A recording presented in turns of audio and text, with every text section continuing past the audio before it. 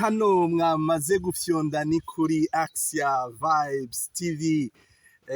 Iteka ryawe, iteka ryanje, iteka ryacu. Vibes TV, ukwemera kuvyara ubuzima. Ikiganiro nk'uko mwavyiketse ntimwihenze, ni ikiganiro c'inkino z'urukundo, inkino z'iteka, ikiganiro mwahoze mukurikirana kuri Radio Maria Burundi. Nkaba ndamukije abakunzi bose ba Radio Maria Burundi. Nibaza nuko uri nyuma ya kamera asanzwe ari umwe muri abo bakunzi. Uyu munsi reka mwumve akajwi kiwe, nizere ko ntamubesheye. Nibaza yuko muri mu bantu mwumviriza Radio Maria Burundi cane hano muri kino gihugu turimo. Amahoro neza Padi. Yego cyane, yego ntimubeshe. Radio Maria ni radio inyubaka cyane.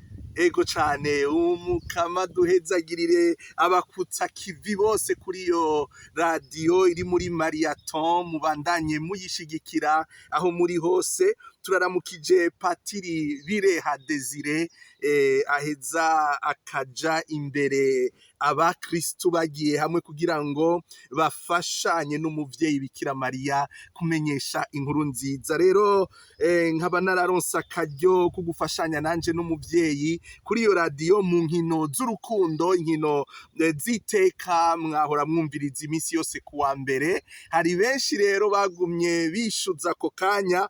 Ubu rero ntimugiye gusa kumviriza n'amatwi, mugiye n'ukwibonera ico kiganiro tukakibashikiriza turi kumwe n'abakunzi b'inkino hirya no hino. Rero kaze, mbega iki kiganiro ni kuki tucita ikiganiro c'inkino z'urukundo, inkino z'iteka?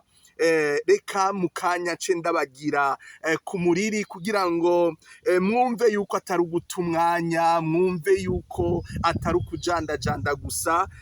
Reka sabe umuvukanyi Akimana ari mu buhinga bw'ivyuma abandanye adushira ko ako karirimbo kaherekeje ihiganwa rya Cannes riherutse kubera muri Cote d'Ivoire, ihiganwa ryahaye isura nziza cane umugabane wa Afrika kuko ryari ritunganijwe neza. N'ururirimbo rwanditswe n'umunyakongo rugasubirwamwo n'abaririmbyi batatu, wo muri Cote d'Ivoire, no muri Egiputa bari kumwe n'umuririmbyi wo muri Nigeria.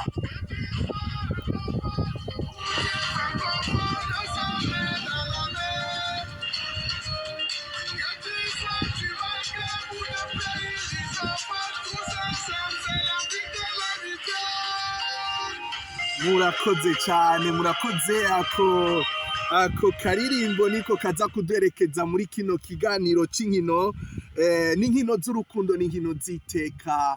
Bakunzi ba Axia Vibes TV, ntihabura bamwe muri mwe bige kumbure mwibaza muti uyo mwanya umuntu atari karavuga ibintu by'inkino umaziki, kumbure inkino ugasanga abantu bazifata nk'uko umengo n'ibintu ataco bimaze mu buzima bw'umuntu. Aho rero niho nyene hashingiye ikiganiro c'inkino, inkino z'urukundo, inkino z'iteka. Murazi ko kuri Axia Vibes TV nk'uko twabibamenyesheje, ibintu tuza kubashikiriza n'ibintu umuntu aba yagiye arashishoza mbere biciye mu buzima bwiwe. Reka mere ngaho ndababwire ko iyo mparuye akantu twoba twarashwanye, incuro twoba twarashwanye n'abavyeyi, nibaza ko 98% zari incuro twashwana umuntu avuye ku mupira, avuye gukina, avuye kurorera, watevye. Rero murumva ko ikintu nk'ico iyo ucibutse uyu munsi, nka jewe ndiko ndababa imyaka 50, ndashobora kuvyibuka mbwira abana bato canke ugwaruka ariko rurakura, ndabwira nti ivyo bintu vy'imipira ntaco bimaze, nkabereka yuko ari ibintu iyo n'uruhande rumwe ndagubahiriza kuba bigenza gutyo. hanyuma hakaba n'urundi ruhande ariko jewe ndimwo mvuga nti uraheza ukaraba ikintu wakuye muri uyo mupira. Twaraja gukina ahantu bita kujumuriya mu Kinama, ndaramukije abakunzi b'inkino bari mu Kinama mu Kamenge c'ibitoki. Twaraja kuraba amashampiyona bagikina umupira ujya bagize mu masashe. Sinzi ko woba warawubonye Akimana aho wari uherereye. Ego cyane nibaza ko abana bose bakunda ko ego abari ahantu hegereye ibitoki bambwiye yuko bagira umupira mu mahubahuba. Muribuka abantu mwaba muri ariya makartier ko higeze kuza haraba champion ikomeye cyane y'imigwi yiyitirira amazina y'Iburaya za Bordeaux n'izindi, hari kujya gatandatu mu cibitoki. Havuye hava n'abakinyi bakomeye bavuye baja gukina mu mugwi nserukiragihugu. Umuntu akaja kuri Dragon mu Ngagara, ndaramukije abantu bose bahegereye uyu munsi, abahigeze kuhakinira nka Clovis ari muri Canada, ba Adelin Buyana, ubu n'abapapa bafise abana nibaza ubu nabo nyene bakina umupira w'amaguru. Imana ibakomeze aho bari n'abahari uno munsi. Urumva jewe rero ndi muri uyo mugwi uheza ukaraba ati jewe vraiment ikintu nakubitiwe natukiwe none kwari ukugenda gusa gutera umupira. Uyu munsi rero nahavuye nja muri iyi nzira yo kumenyesha Imana, niho nagiye ndabizirikana kuko sinaciye ndawuheba. No mu seminari twarabandanije dukina, nico ituma ndamukije aba seminari twakinanye umupira ubabaye abapatiri nk'uwitwa Butoyi Paul alias Kabila yari umudefenseur akomeye gose. Betu Emedi Bertin yari umukinyi akomeye gose, bakabajeje ubutumwa bwo mu bitaro n'abandi. Kaneza Sebastien yava Ingozi yakina umupira neza cyane, nawe nyine ubu n'umusaserdoti mu gihugu cy'Ubufaransa. Hari umupatiri yitwa Jean Marie niyo nkuru w'Igitega ubarangura ubutumwa muri Tanzania, yakina umupira neza cyane. Ntibagiye rero na Willy Rodriguez ndi kuri yo yaje mu seminari, yarakinye umupira mu gukomeye cyane wa AS Kinanira. Yadufasha gose iyo dugiye gukina n'imisore y'Imugera n'ahandi. Murumva rero yuko atari ikintu umuntu aba yaraciye aheba, uheze ukazirikana mu nyuma ukavuga uti iki kintu ico cofasha mu buzima bw'umuntu n'icayi. Nico rero umuntu yajije akazirikana, kuko mu myaka y'2003 igihe natigwa mu bupatiri mu gisagara hari ibintu byo kwinubana cyane, amakartier atagenderanira, niho twaca dutangura muri diocese Bujumbura inkino z'amahoro no kungira ubumwe abantu. Kinama igakina na Nyakabiga, Musaga igakina na Kinama, hanyuma baje gukina tugaheza tugashiramwo ijambo ry'urukundo, ijambo ryo gusubiza hamwe. Rero inkino kirashobora kuba igikoresho cyo kwegeranya abantu. Ngizo inkino z'urukundo, ngizo inkino ziteka iyo umuntu akoresheje inkino neza, kuko nta muntu n'umwe adakenera inkino. Na n'uyu mupfasoni ariko aradushigikira mu buhinga bw'ivyuma, nibaza yuko unonora imitsi rimwe na rimwe. Ego cyane umuntu aragerageza, ntibiraba imyaka, ntibiraba umuntu ngo ni patiri canke n'umubikira canke n'umushe canke iki. Uyu mubiri wacu urakeneye kwinonora. Nico gituma rero inkino uretse ko zigirira neza umubiri, ni igikoresho gishobora gukoreshwa kw'isi kugira ngo cegeranye abantu bashire hamwe, n'abari baratanye bashobore kwegerana, bumve yuko abantu tudahamagariwe gushihana. Ngizo rero inkino ziteka. Hari n'ibindi byinshi rero nagiye ndiyumvira kujanye jewe nakina umupira w'amaguru, hari abandi bakina basket, abandi bagira atletisme, abagira ivy'amakinga, inkino ni nyinshi cyane, abagira karate ndabona umusenyeri wacu Jean Louis Nahimana yari muri ivyo vya karate na boxe, umukama amutwakirire mwijuru kuko yarashengeye, ariko yari umusportif akomeye cyane. Inkino ni nyinshi cyane mu rukino rwose rero, urahigira ibintu by'ubuzima, urahigira kubahiriza abandi, urahigira kwihangana, urahigira kwitsinda. Iyo uravye inkino amategeko zishingiye ko usanga ari bwa buzima. Tuzoza rero turabigaruka ko nico gituma rero abakurikirana ikiganiro c'inkino z'urukundo n'iteka kuri Action Vibes TV ndabasavye yuko mutoca mutangura kwibaza ati mbega uyo mwanya ugutakaza umuntu avuga ivyo bimaze iki? Oya, ni muraba abantu baraba inkino uno musi ngene bangana. Uretse yuko twese dukeneye inkino, dukeneye kwinonora imitsi, urabe abantu bamara umwanya baraba inkino hirya no hino. Rero igikuru si ukwidoga ngo abantu basigaye baragiye mu by'imipira, basigaye birirwa bariruka baja mu mitumba bagira iki. Igikuru ni ukuraba ingene izo nkino zotubera akaryo ko kubaka ubuzima, zotubera akaryo nko kuri twebwe twemera ko gutegera iteka dufise ryo kuvuga ko twemera Imana twishimikije inkino. Kuko kuri Action Vibes TV twarabivuze kuva mu ntango, ntituje gufasha abantu kwidoga. Biroroshe kuvuga ati ibi bintu ni bibi, abakina umupira w'amaguru bameze gutya na gutya, abagira inkino bameze gutya na gutya, ariko biragoye gufasha abo bantu kugira ico bakuyemo. Action Vibes TV rero yiyemeje kugabanya ukwidoga. Ugo n'urukino tuzokina gose hano kuri Action Vibes TV. Rero murumva igituma ari inkino z'urukundo, inkino ziteka kuri Action Vibes TV. Muzora muronka iki kiganiro nka rimwe, tubishoboye kabiri mu kwezi, hanyuma bikunze muri iryo rindi rimwe ribe mu rurimi rw'igifaransa, kuko hariho abagenzi bacu bari hirya no hino bishobora gufasha nitugume mu Kirundi n'igiswahili gusa.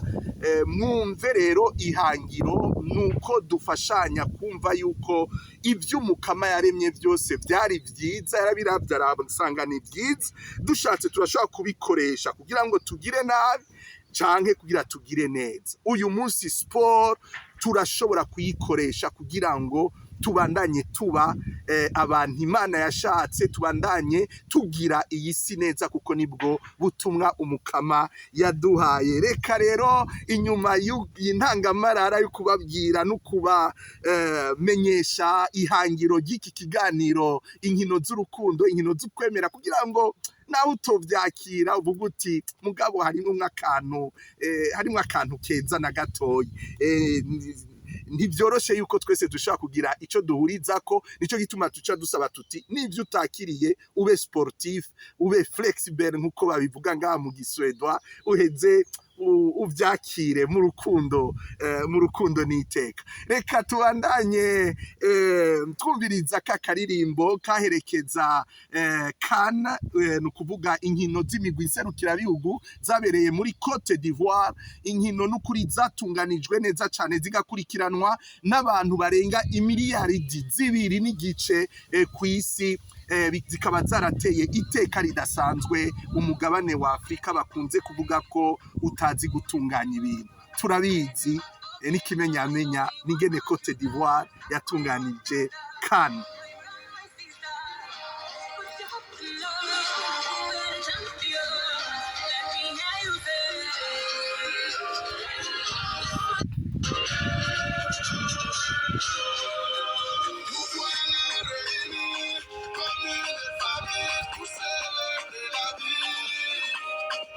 Urakoze cyane muvukanyi kubandanya udushigikira. Ikiganiro n'ikiganiro c'inkino z'urukundo, inkino z'iteka kuri Action Vibes TV.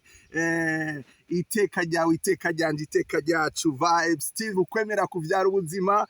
Turi ku kibuga c'inkino, aho abana bahurira bagakina n'abavyeyi, kuko ingene iki gihugu ca Suède gitunganije, ikomine yose uteza gusanga hari ahantu abantu bahurira bagakina, kuko iyo aho hantu hatariho hari ikintu gipfa mu buzima bw'abantu. Biheze rero bifasha abantu batunganya ibisagara hirya no hino no mu bihugu vyacu, kwama bategekanya ahantu abantu bahurira mu nkino.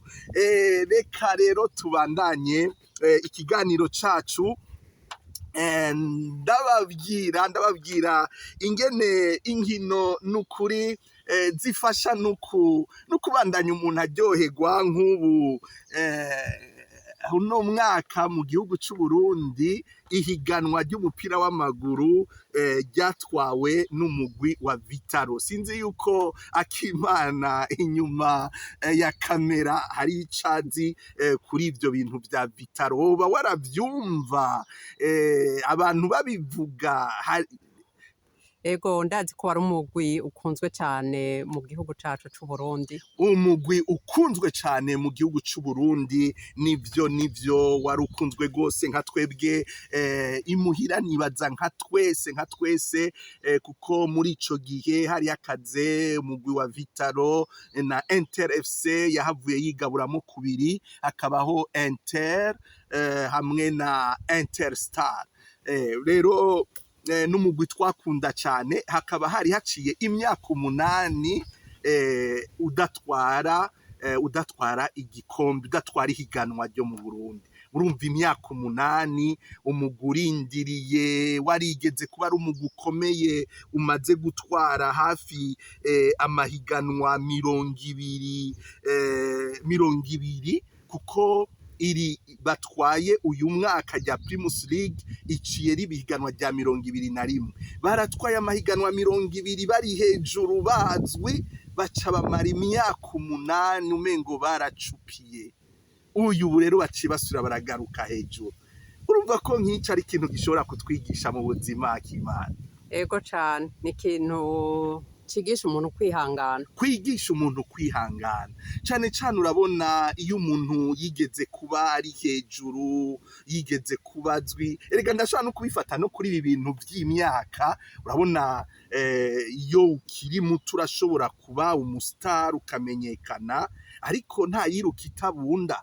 Rero iyo utanguye kuba umuntu asanzwe ngaho, ukamenya ingene uvyifatamwo no muri iyo myaka, ukumva yuko utokwa muri kuridoga ngo jego kera ngo nararitera nkarisama, ukamara imyaka yawe y'ubusaza ari ukwidogera abantu gusa. Urumva ntuburi sportif, ahubwo ubandanya uraba muri iyo myaka ugeze nk'ubu nkaje muri imyaka ya 50, urumva sinkifise impwemu zo kwiruka kwigeranya n'abafise 25, 30. Uravyumva? Ariko kubera nawukinye ndi mu bawigeze, cyangwa mbere mu myaka 50 nka patiri, ikintu umupira wamfasha n'igiki?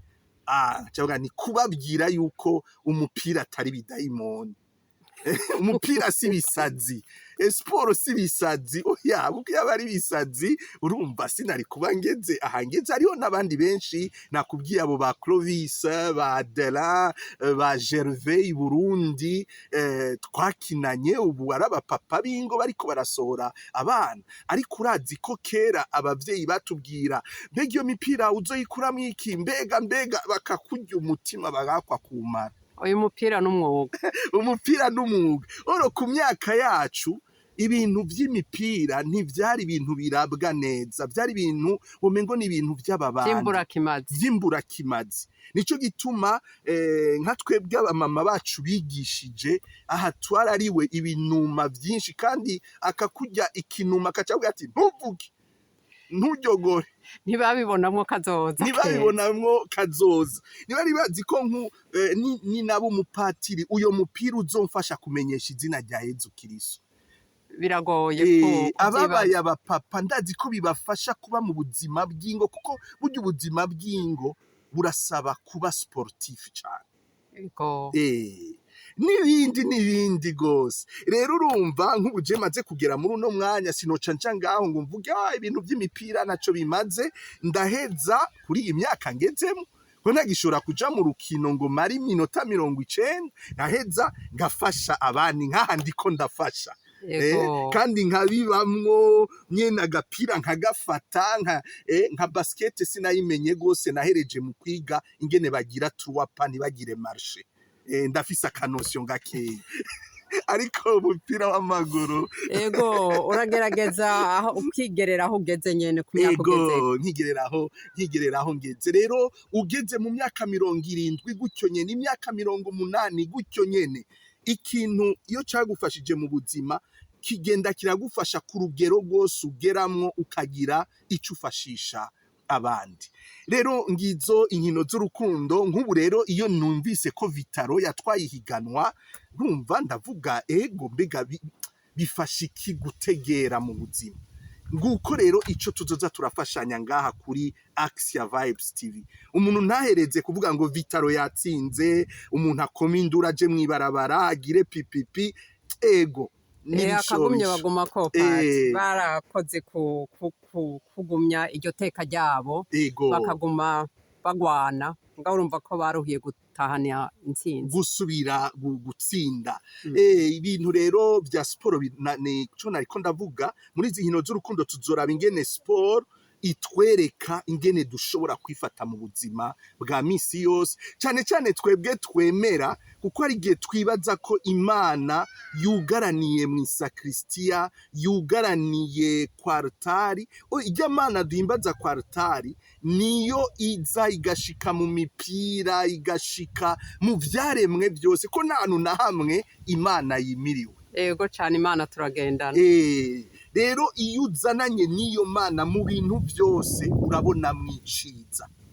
Ariko ibintu byose iyo ubizananyemwo ubwishime, ukabizanamwo ico bigufasha gusa no kuzuragaya abari ruhande yawe, ujya ntazi gukina, ujya sinzi ingene abigira, ujya sinzi kwa kwidoga dushaka rwa rukino ngaha muri Axia Vibes TV. Icyo twifuza no guhagarika ibintu byo kwidoga, byo kunebagura, ariko tugatanga solution, tugatanga inyishu.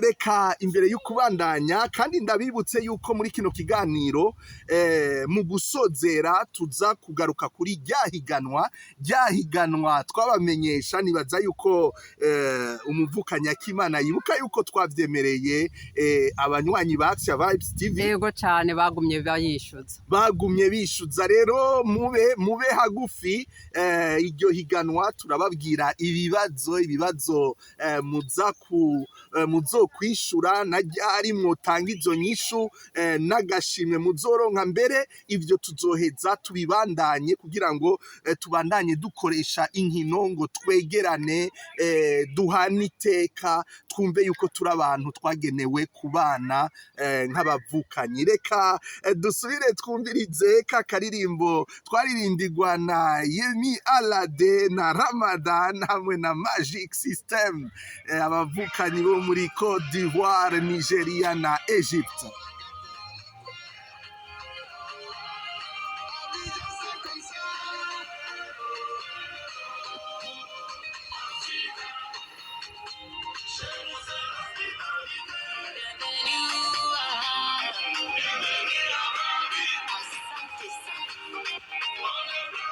Murakoze cyane, murakoze rwose muvukanye akimana. Nimwumve nk'uyo muziki wanditswe n'umunyekongo.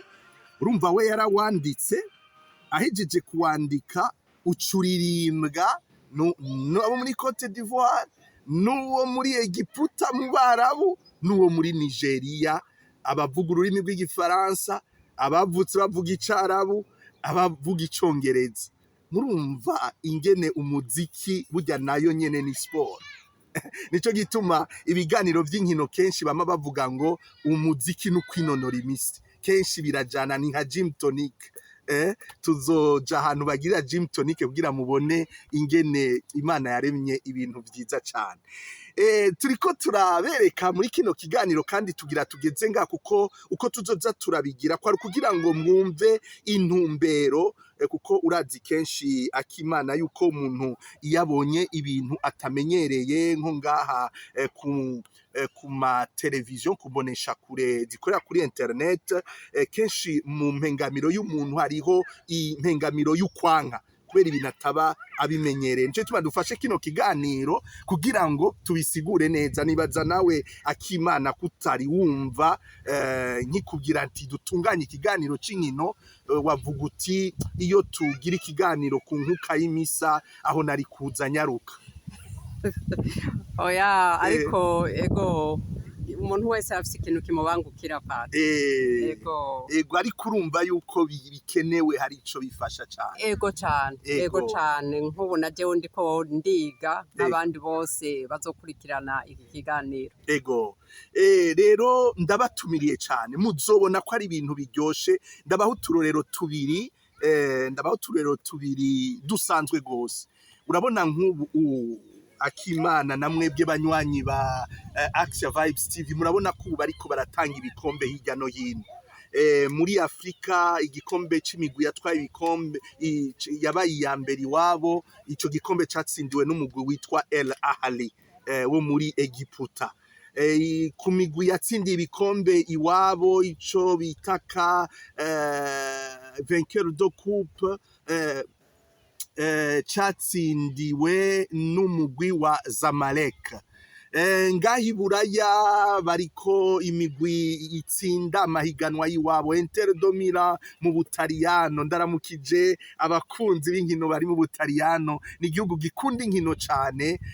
Iyo bamaze indwi badakina umupira mu Butaliyano haraheza n'ukuri hakaba stress nyinshi cane.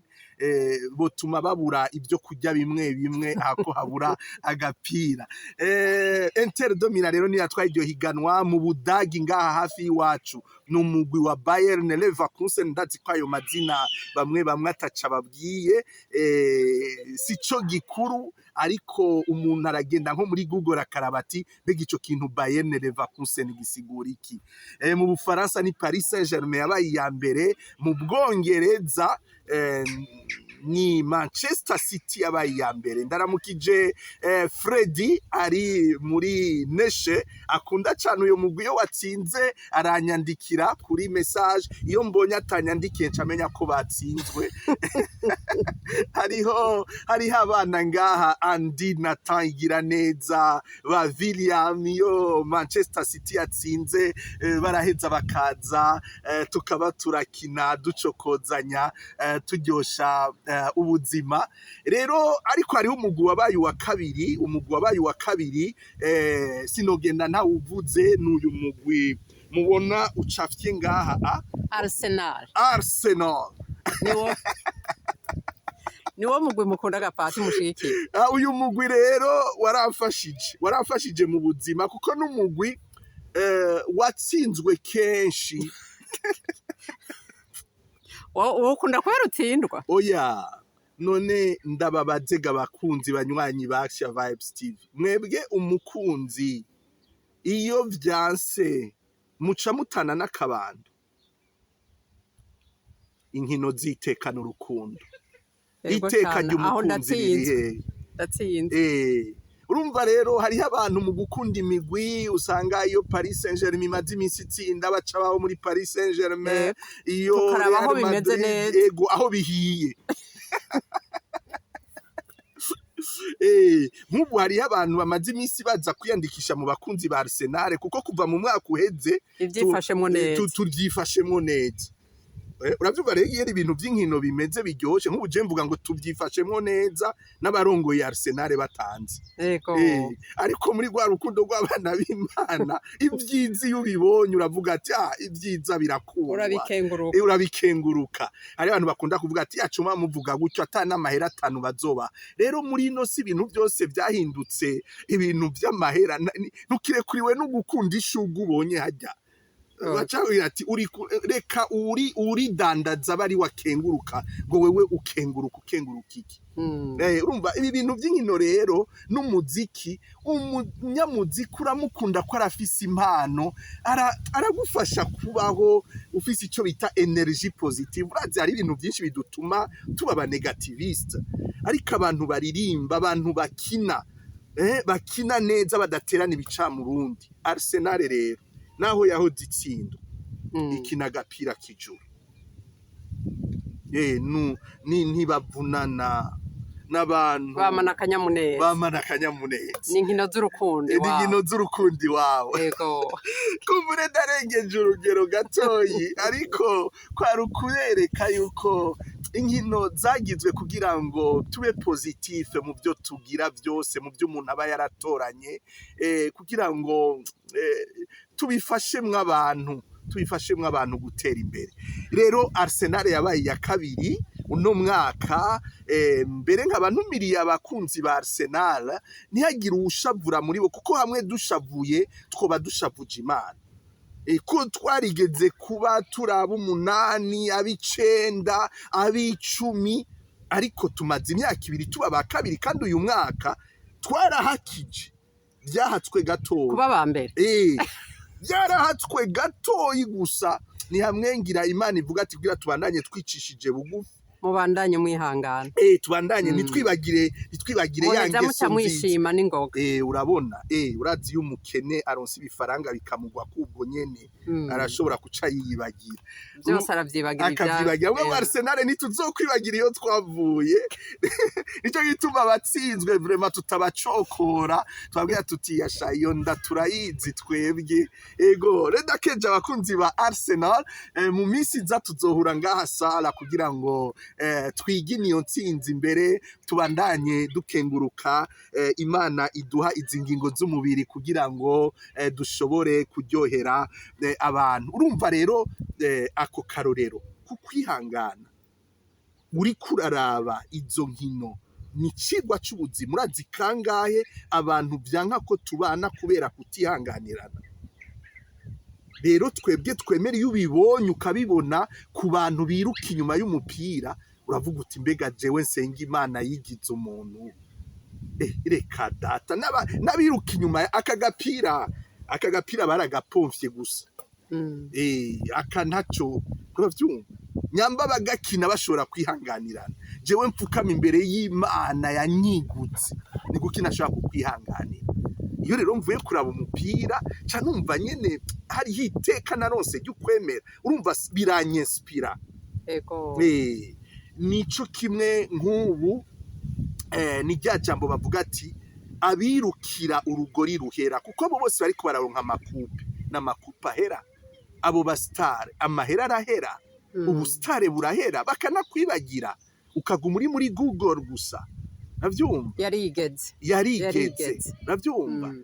Iyo rero uri kuraraba ibintu nk'umukristo, uribuka yuko iyo wemera Imana uriko wirukira urugori ruhoraho rutabora. Nico gituma uyu mupira udashobora kuba ikigirwamana, ahubwo ukubera gusa nka inspiration, ikiraro ukavuga uti mbega abakina umupira ko biyima byose bakagira entraînement, mbega jewe icombuza kwisonzesha mwikarema kugira ngo nuzure urukundo n'igiki? Icombuza gusenga mu gatondo saa 6 ku mugoroba n'igiki? N'abakina umupira barisonzesha, ari umupira uhera, ari urugori ruhera. Urumva ingene mu nkino hashobora kubamo inspiration. Mbere urumva na Paulo ko yakuyemo ijambo ry'Imana, iryo jambo riri mu ibaruwa ryandikiwe Abakorenti rya mbere, mengo mu kigabane c'9. Akandi karorero gato ikanica ngeza ngaho kugira ngo nidutevye abanywanyi mu kiganiro ca mbere. Yari imponjo, ariko ibikurikira tuza turagira ibiganiro bigufi cyane. Urabona nk'ubu bakunzi muri ko muradukurikirana kuri Axia Vibes TV, iki kiganiro ni kiganiro c'inkino z'urukundo, inkino ziteka. Ubu muri iyi migwi yose nka yose ikirakina amafinale ngaho iburaye,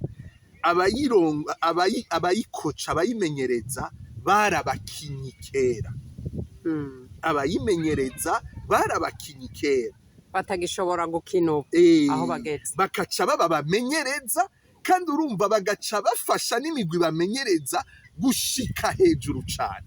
ego Urumva wa mupira waratsinze uracika ubumenyi, ko kugira kugira uba umumenyereza ntibisaba gusa kuba warakinye umupira, utezwa kuja mu ishure ukaronka diplome yavyo, bagaheza bakakwemerera kumenyereza, baba bafise ubumenyi bukwiye. ego erega ca nibuka ko Pawulo yavuze ati uku kwemera ndabashikiriza nanje nagushikirijwe n'abandi, ego kugira ngo namwe bararaga mukurage abandi. Ntavyumva nk'ubu ukaza wumva Zidane yarakina, ahejeje gukina abana biwe bariko bararuka muri Espagne mu migwi itandukanye. Urumva nyamba rero abakina umupira bashobora kuraga umupira abana babo, nimwibaze twebwe dufise itunga ry'ijuru. Urashobora gusanga umuntu yasenga muri Afrika ashitse ngaho i Buraya, ngo jewe ngo narasenze imisa nyinshi, mama yarasengeye imisa nyinshi, rero nta mwanya, ni vya bindi nyene. None womenyera umupira warahindutse gano, uyu si bamye bakina kuva igikombe c'isi kigitangura. ego cane umupira atari uko amahinguriro agenda araryohora gato agahindura amabara ntavyumva. None ko baguma bawuraba, Imana yo yizokwamaho, kuko ku muhero w'isi byose bizohera, n'imipira izohera, ariko ikitazohera ni Imana yacu, ni Yesu Kristo. Uravyumva, tuzohera mu gihe twohusha Imana tukishingira igigwamana. Ibi rero Imana yaremye nibidufashe kumenya Imana y'ukuri, ego kurondera Imana, turondera urugori ruhoraho, naryo nijoro. Ego hanyuma kandi urwo rugori ruhoraho turuhanahane. Abavyeyi boye guhororokegwa mu kwigisha ukwemera abana babo, baryoherwe kugira ngo abana babo aba bariko bararonka ikonfirmation uno munsi nabo bazokuraga bo bazovyara. Gutyo nyene isi bandanye ibijuru. Hagize abahagarika kuguhanahana bica bipfa, birahera. Ibi rero vy'umupira murumva ko bitwigisha cane. Ego cane. Uru nigo rukino rero. Ubu niho ndiko ndatahura. Uru nigo rukino rero. Uru nigo rukino rw'iteka n'urukundo tuzoza turakina. Mwabyumvise kubera umupira umuntu aba yarawukinye yawukuriyemwo, hanyuma ukawuhanirwa kenshi, ukabandanya ukura kagufasha, uraheza buhoro buhoro ukavuga ati none ibi bintu vyonyigisha iki mu buzima, vyo kwigisha iki abandi. Nico gituma rero muri kino kiganiro tuzoza turabigaruka ko, aha rero akaba ariho tugira dusozerera ikiganiro c'uno munsi, ariko hariho akabirya uno munsi, dushiriremwo akaziki gatoyi kugira ngo tubamenyeshe ryahiganwa tombora, kugira ngo vy'ukuri twugurure ikizi nkino z'urukundo, niteka kuri Axia Vibes TV, iteka ryawe, iteka ryanje, ukwemera kuvyara ubuzima. Ni Patiri Inyasa Belanov hano kuri microphone, hano kuri Axia Vibes TV.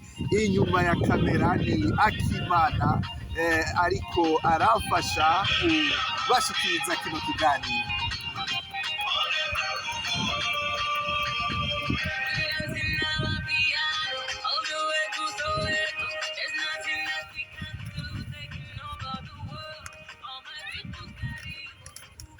Ego cane, turageze kuri wa mwanya rero wihiganwa, mwumvirize neza ibibazo na Akimana inyuma ya kamera araza kubibasubiriramwo kugira mu vyumve neza. Ikibazo ca mbere: ninde azotahukana igikombe c'umukuru w'igihugu c'u Burundi muri uyu mwaka w'2024? Urukino ruzoba itariki 15 z'ukwezi kwa gatandatu.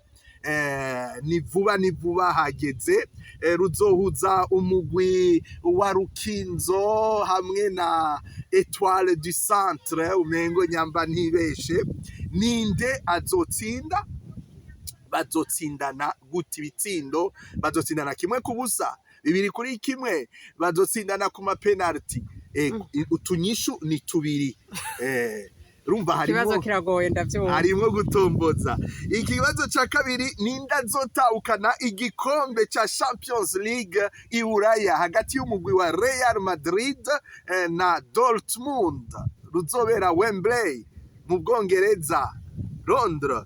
Ninde azotsinda, ninde azotahukana ico gikombe?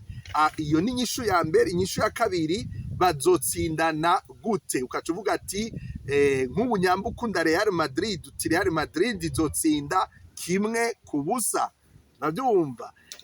Canke bazonganya bagira ama penalty hanyuma Real Madrid canke Dortmund itsinde. Urumva n'utunyishu 2 ku kibazo kimwe. Ikibazo ca gatatu, vuga izina ry'umugwi w'umupira w'amaguru wo muri Argentine Papa Francisco yavuze ko yakunda kandi n'ubakunda afitiye mayo, kuko murazi ko yamuka hariya muri Argentine. Tukaba turamukije abegereye i Roma kwa Papa bose, Patiri Olivier yamuka muri Paroisse Sainte Famille, nzi yuko akunda umupira w'amaguru, na Patiri Symphorien ariko arategura teze yiwe ya doctora muri dogmatique. Rega naho nyene harimo urukino rukomeye tuzobigarukako. Rero tanga izina ry'umugwi w'umupira w'amaguru wo muri Argentine Papa Francisco yakunda. Ikibazo ca kane, vuga ibihugu bibiri vyo muri Afrika, kimwe co muri Afrika yo mu buraruko Maghreb, Afrika bita iy'Abarabu canke yera bamwe hamwe na kimwe co muri Afrika yo musi ya Sahara, Afrika yirabura, Afrique subsaharienne, vyagiye mu gikombe c'isi ubwa mbere bigatangurira ibindi bihugu biserukira Afrika. Biserukira Afrika. Ikibazo ca nyuma, ninde muri aba bakinyi batatu b'umupira w'amaguru ashinga intahe yuko ukwemera kwamufashije mu mwuga wiwe w'umupira w'amaguru? Ashinga intahe akavuga ati je ukwemera kwanje kwarabimfashije. Ibibazo bitanu mwumva birimo urukino rw'ukwemera, urukino rw'iteka. Reka Akimana inyuma ya kamera cyangwa aze imbere ya kamera abashikirize ivyo bibazo. Avuze ko uno munsi yaje atiteguye neza, ati mu mwitege mu minsi iza. Urakoze cyane. Ego cyane, mwumvirize neza. Ego iri tombora ntiribacike. Ego akabazo ka mbere, ninde azotahukana igikombe c'umukuru w'igihugu w'u Burundi muri uyu mwaka w'2024? Urwo rukino ruzoba itariki 15 z'ukwezi kwa gatandatu. Ni mu minsi mikeya. Coupe du Président. Ego tomboza ibitsindo bazotsindana. Neza cyane. Ego Pati, ahantu haragoye. Basanzwe bakurikirana inkino barashobora kugerageza. Ego. Ikibazo ca kabiri kivuga ko ninde azotahukana igikombe ca Champions League i Buraya itariki 1 y'ukwezi kwa gatandatu. Ego. Uyu mwaka turimwo nyene. Tomboza naho nyene ibitsindo bazotsindana. Neza cyane. Ikibazo ca gatatu, tanga izina ry'umugwi w'umupira w'amaguru wo muri Argentine Papa Francisco akunda. Aha ni kubemera, ndibaza ko abatamukurikirana bizobagora. Ego baraheza bakabaza. Ntituzi n'igihugu avamo. Ni muri Argentine biranditse. Ni muri Argentine, umugwi wo muri Argentine. Ego nukubera waduhaye umuco. Ego. Ikibazo ca kane, vuga ibihugu bibiri byo muri Afurika, kimwe cyo muri Afurika yo mu buraruko Maghreb, Afurika y'Abarabu, na kimwe cyo muri Afurika yo munsi ya Sahara, Afurika y'abirabura. Ego byagiye mu gikombe c'isi ubwa mbere. Hari ibindi byagiye mu nyuma, ariko ivyo bibiri byatanguye n'ibyahe byitwa gute? Wandika amazina ngira abafana b'umupira baravyumva. Abafana b'umupira borondera n'inkino zo guca ubwenge, nkino z'iteka zo kurondera no kubazagura go. Ego ikibazo ca nyuma arico ca gatanu, ninde muri aba bakinyi batatu b'umupira w'amaguru ashinga intahe yuko ukwemera kwamufashije mu mwuga wiwe w'umupira w'amaguru? Uwa mbere ni Olivier Giroud, akina mu mugwi wa Milan AC. Yahora akinayo, agiye kuzokina muri Leta Zunze Ubumwe za Amerika. Baramugutse? Arahejeje amasezerano yaho yaraye, barasinye iyindi kontra. Ego cyane. Ugira kabiri ni Gabriel Jesus, akina muri Arsenal.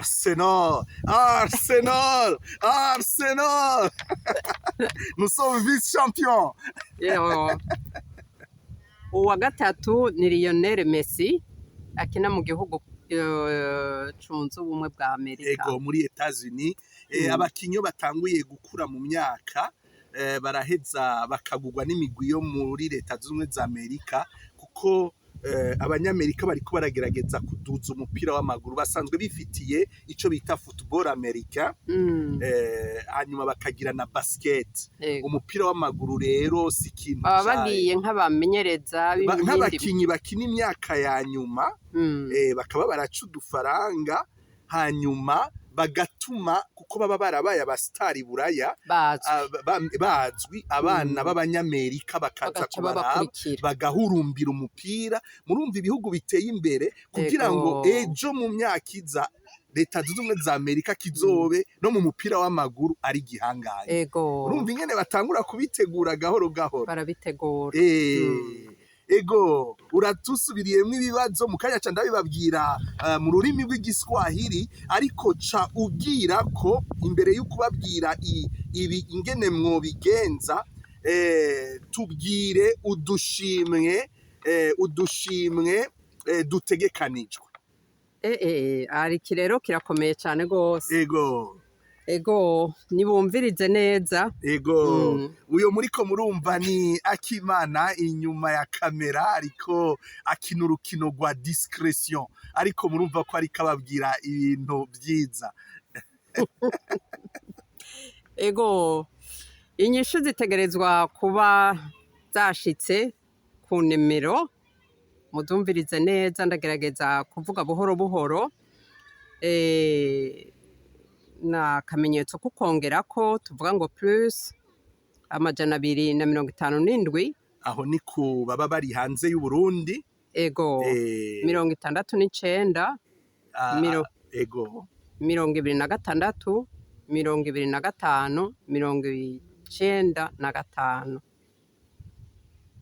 295 257 69 26 25 95. Itariki ni imwe y'ukwezi kwa gatandatu. Cane. Inyishu zitegerezwa kuba zashitseyo isaha 12 z'umugoroba. 18h. Inyishu zinyuma zizofatwa zizoba zabaye impfagusa. Abahiganwa bazorabwa ni kuva ukibona iki kiganiro gushika isaha 12 itariki imwe, imbere yuko urukino rwa Real Madrid na Dortmund ruba. Pati twizere kwa aka kanimero kazoguma kuguruye. Turaza kugerageza tugashire no ku kiganiro. Mugabo simbona nyene agatelefone canke nako nyene uzoba ari umugwi ujejwe kuraba izo nyishu bazoraba ingene ziriko zirashika, bazoba bari kumwe, bazoba barongowe na nyene ako gatelefone asanzwe ari mu batanguje ino Axia Vibes TV, umupfasoni yitwa Akimana, muritiranwa ino televiziyo ni y'Abakimana. Turafise na Akimana Lindesbury, turafise Akimana muri North Shopping, bose n'abakunzi ba Axia Vibes TV ku buryo budasanzwe. Ako kanimero n'akumupfasoni Akimana Anik yubatse na Thierry i Bujumbura, akazoba ari kumwe n'abandi tuzobabwira agakomite kazoheza kakaraba izo nyishu kugira ngo bigende neza ntihabemwo ubusuma. Ego cane, reka ngo mubandanye rero mubabwire ico udushimwe bazoronka, kuko byose ni mwiteka, bibera ahagaragara. ariko utazabona iki kiganiro azoba yihombeye Pati Gose cane. Ego ntituzohagarikira ngaha, tuzobandanya. Nico gituma ntumirira n'abantu baryoherwa n'inkino kuturondera kugira ngo dukwize ubushimwe dufashe n'abana bakiri bato kuba gukunda umupira, gukunda inkino ko ni ikintu gifasha cane. Ego banywanyi ba Axia Vibes TV, hano tugira tubereke tubabwire neza udushimwe ko bazotora utu tubazo. Abantu ba mbere bazoronka agashimwe Pati, uwa mbere n'uwa kabiri barangaye. Ego cane, niteka. Ego imfura na se barangana. Ego uwa mbere n'uwa kabiri bazoronka amafaranga ibihumbi 100. Mbega n'amafaranga yo hano y'amakorone canke y'amarundi. None ba hano tuzoronka iki Pati? Numva ko bizokurikirana abarundi nabo ngabaguma abarundi barayakoresha. Tuzoronka amarundi natwe. Ego cyane, urakoze ku muco. Uwa mbere ibihumbi 100 ntibazoronka bose ibihumbi 100, umwe azoronka ibihumbi 100 n'uwa kabiri aronka ibihumbi 100. Ego uwa gatatu azoronka ibihumbi 60. Ego cyane. Uwa kane aronka ibihumbi 50. Ego nawe nyene agacanganya n'uwa gatanu. Ego nawe nyene akazowa gatanu akaronka ibihumbi 50. Ego gose. Abatsinze bazotangazwa itariki 17 z'ukwezi kwa gatandatu mu kiganiro c'inkino z'urukundo n'iteka. Ego cane. Itariki 17 kubera ni urukino rw'umukuru ruzotwara igikombe c'umukuru w'igihugu c'u Burundi ruzoba rwabaye. Ego cane. Nagira nsubire sabe abanywanyi ba Axia Vibes TV kugerageza ntimwibagire gufyonda hantu ngo mube abone, mube abanywanyi, kandi muheze mupataje ibi biganiro, murabona ko biryoshe cyane. Ego cyane, ni inkino z'urukundo, ni inkino z'iteka, ni inkino zitwigisha twebwe abemera n'abatemera kubona ubuzima nk'ingabirano idasanzwe. Ego reka rero abavukanyi, murazi ko abantu bakunda umupira harimwo abavukanyi benshi bavuga ururimi rw'igiswahili. Aha kera tuje kugira tuvuye gukina umupira n'ibyo baduhaniramo byari uko ati muravuye muri bya biswahili byanyu.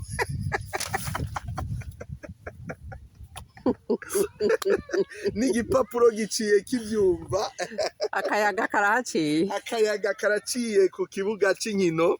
Ego sasa kwa nyinyi mnaotufuata katika hiki kipindi cha mchezo kwenye Axia Vibes TV, basi ni mfuate haya mashindano, kwani yule atatoa jibu kwa maswali haya, basi atajinyakulia na zawadi. Wa kwanza atachukua pesa 1,100. wa pili naibu wake atachukua 1,100 na ule atakuwa watatu atachukua 60,000 za franga za Kirundi, na wanne na watano watachukua 50,000.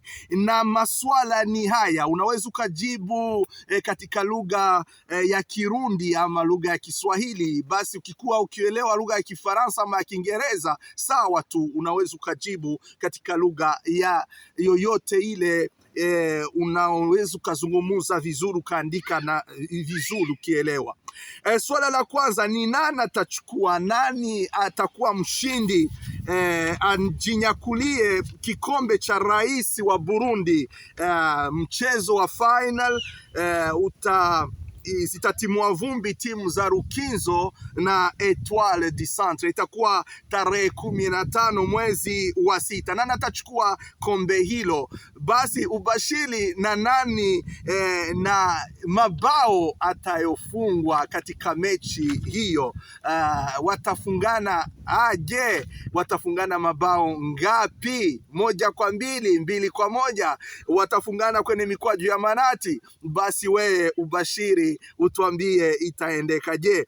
Na swali la pili, nani atanyakua kombe la Champions League la hapa Ulaya? Zitatimua vumbi timu za Dortmund na timu ya Real Madrid, timu ya wamerenge. Nikimsalimu Claude na mkewe Janine na watoto wake, mafans sana wa timu ya Real Madrid. Basi mechi hii itachezeka tarehe 1 mwezi wa 6, mwezi Juni. Basi ubashiri nani watafungana mabao mangapi? Watafungana aje? Basi Real Madrid itafanyikiwa, Dortmund itafanyikiwa? We ubashiri useme itaendeka hivi, alama machi hii itakuwa hivi. Basi ni jibu mbili, nani atashinda na watafungana mabao ngapi? Na swala la tatu, utuambie jina, uandike jina la club ya huko Argentina.